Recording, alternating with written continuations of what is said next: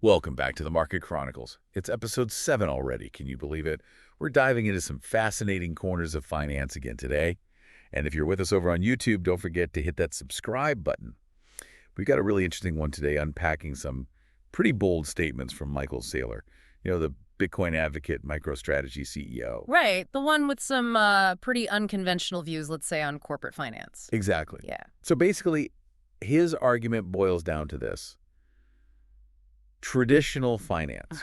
It's got it all wrong when it comes to volatility and how companies use their capital. He really thinks companies are way too quick to just see capital as something to get rid of. Like, it's a bad thing. Yeah, a liability instead of, a way to actually grow. 100%. He even uses this term toxic capital Oh, yeah, I've heard him say that. to describe like the whole thing. And he points to things like all those stock buybacks you hear about Right. and dividends. Right. Like, these companies are just trying to get rid of money as fast as they can. And he uses examples like Apple, Microsoft, Yeah. Nvidia, Meta. They're all doing it. All trying to shed capital like it's a hot potato. And Saylor thinks this whole aversion to volatility, like they're so afraid of it. Yeah. It's actually a sign of weakness. They lack this kind of long-term vision. They're so focused on just keeping those shareholders happy right now. They're missing the big picture, the real opportunities to grow and innovate. And what's his solution? You guessed it. Bitcoin. Of course. He thinks it's like the ultimate asset, the way for companies to hold onto their wealth and actually grow it over time. Especially now when regular investments like bonds, the returns are actually negative when you adjust for inflation. Yeah, you're losing money. You are. But here's the thing. Saylor's not saying this applies to every single company out there. No. He actually says companies like Microsoft, the giants, they don't need Bitcoin. They're already doing great, right? Exactly. Shareholders are happy. They're dominant in their industries. They're good. But he's really talking to those companies on the edges. Yeah. The ones struggling to keep up with like the Amazons and Googles of the world. Struggling to compete. He calls them zombie companies.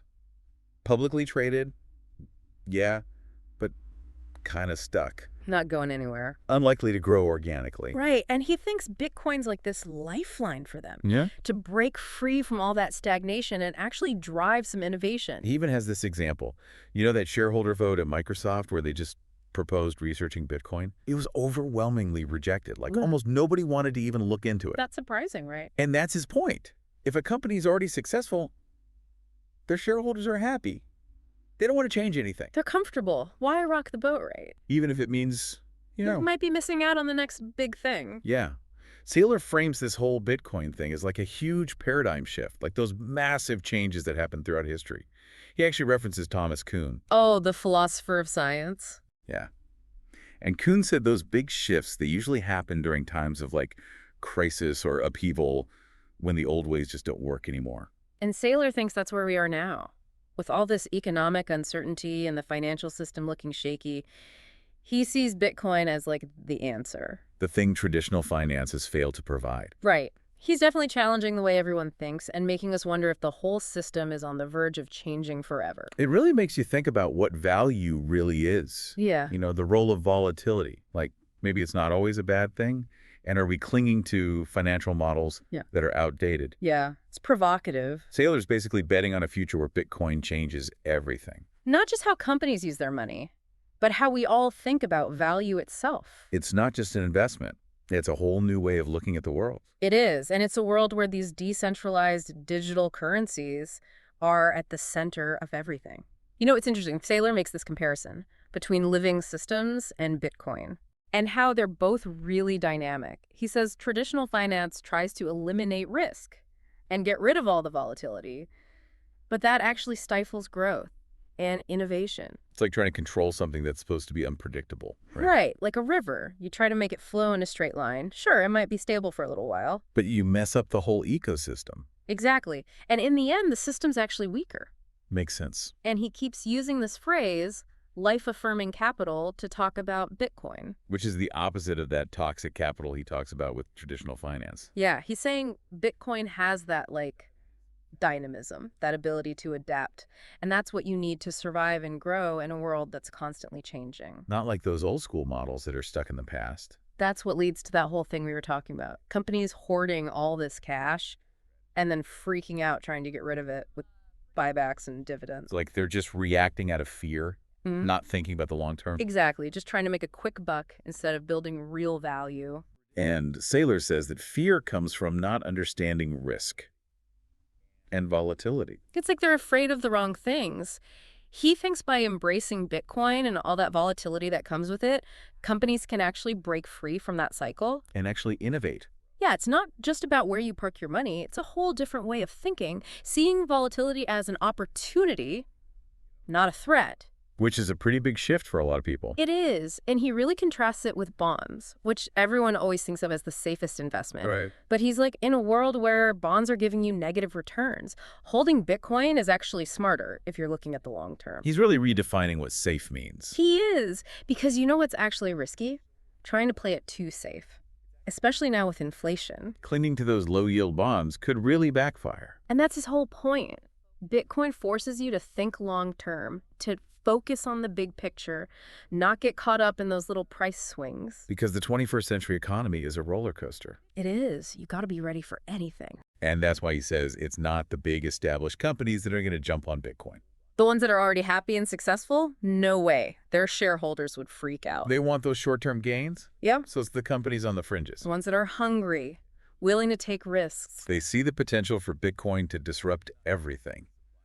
And they're not afraid of that. And it's not just companies.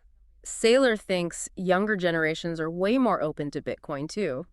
They have grown up in a totally different world. They're the ones dealing with all the problems in the system now. Student debt, wages that aren't growing. They don't see a lot of opportunity. So they're looking for something different. Something that gives them more control. Financial freedom. And Saylor thinks Bitcoin could be that. Like a way to level the playing field. Create new opportunities that didn't exist before. A way to opt out of a system that feels rigged. It's a bold vision. It is. Whether you agree with him or not. You gotta admire his passion. He's really tapping into something, that frustration a lot of people feel, especially young people. It's more than just an investment strategy. It's a whole critique of the system. And he's offering an alternative. A radical one. But, even if you don't buy into the whole Bitcoin thing, there are people who think it's a scam. Oh yeah, plenty of skeptics out there. But even they can't deny that Bitcoin has changed the conversation. It's made people think about what money really is, the role of technology in finance, and where the whole global economy is headed. It's forced us to ask some really big questions about the systems that run our world. Whether Bitcoin lives up to the hype or not, it's already shaken things up. And that's what makes this so interesting. It's like a glimpse into the future, imagining what could happen if we challenge the way we think.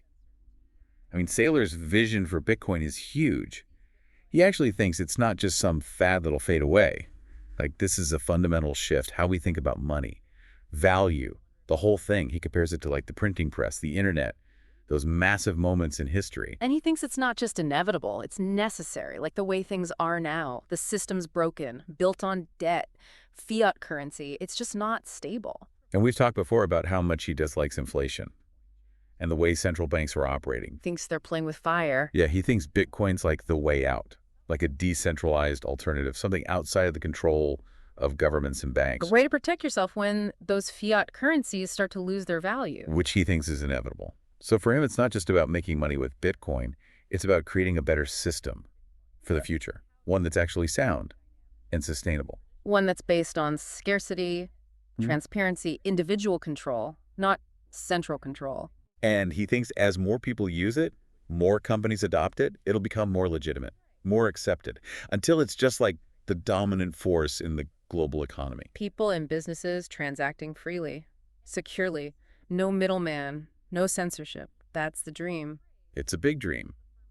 But of course, there are challenges. Oh, yeah. Volatility, scalability, regulations, those are real concerns.